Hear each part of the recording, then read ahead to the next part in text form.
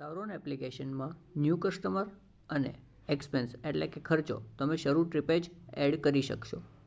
Customer add કરવા માટે ડાબી બાજુના એડ કસ્ટમર અથવા ડીલર બટન પર ક્લિક કરો. અહીંયા કસ્ટમરનું નામ નાખો, દાખલા તરીકે ભાવેશભાઈ. અહીંયા તેનો મોબાઈલ નંબર નાખો. અહીંયા તેનું મેઇલ નાખો.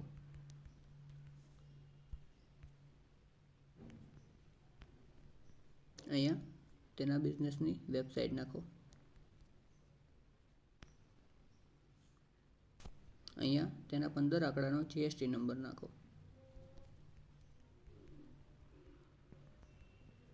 અહીંયા તેનું એડ્રેસ નાખો. અહીંયા તે કયા જિલ્લામાં છે તેનું નામ. અહીંયા સિટીનું નામ નાખો. અહીંયા સ્ટેટ એટલે કે રાજ્ય.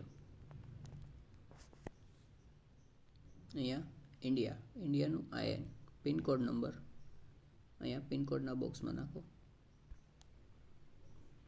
અહીંયા તેનું વિઝિટિંગ કાર્ડનો ફોટો. કેમેરામાંથી લેવો હોય તો આ રીતે લેવાશે. રાઈટ ક્લિક પર ક્લિક કરો. જો તમારે ફોટો ગેલેરીમાંથી લેવો હોય તો આ બટન ઉપર ક્લિક કરો. તમારી ગેલેરી ખુલી જશે.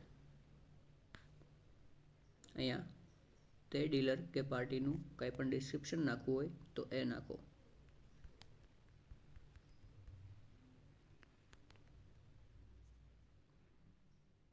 એડ કસ્ટમર બટન પર ક્લિક કરો.